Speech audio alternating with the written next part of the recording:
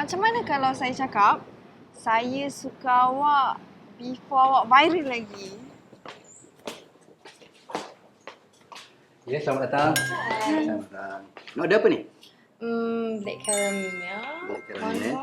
Kejap.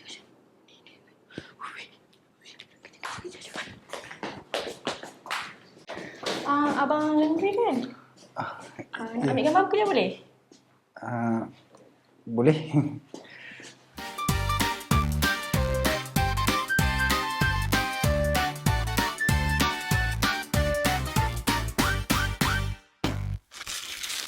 Okay, thank you. Sorry. Saya sebenarnya kan, saya tak biasalah macam ni, Cik Sarah. Saya pun tak sangka.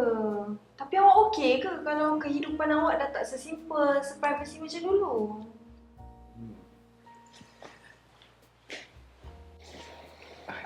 Ni, hai. Panas-panas ni minum air sejuk, sedap. Selamat jam saya. Terima kasih.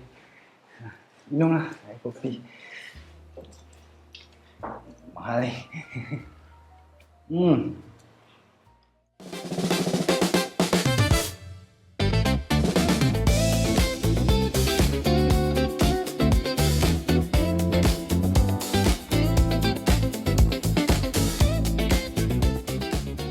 Saya bukan apa, Cik Sarah. Saya tak takutlah benda-benda viral ni.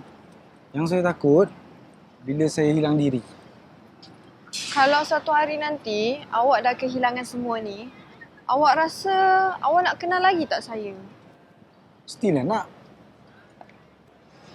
Tak adalah, saya cuma takut kalau awak tengok saya, nampak saya yang saya ni macam satu beban dalam kehidupan awak. Cik Sarah, saya kerja hari-hari macam-macam masalah saya hadap. Saya rasa kalau Cik Sarah tak ada masalah kot, saya okey. Jangan risau Tapi Cik Sarah kena janji jangan lari. Janji. Kejap, ada orang call. Oh. Hello? Aku off lah, ya Allah kau ni. Jangan kacau boleh tak? Kawan.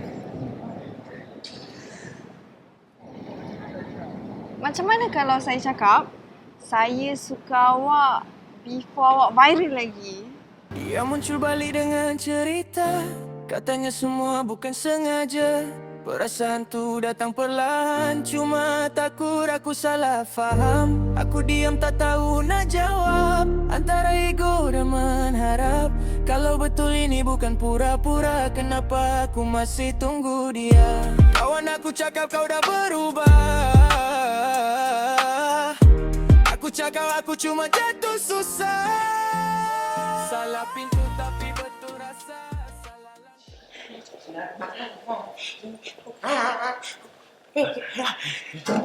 Aduh,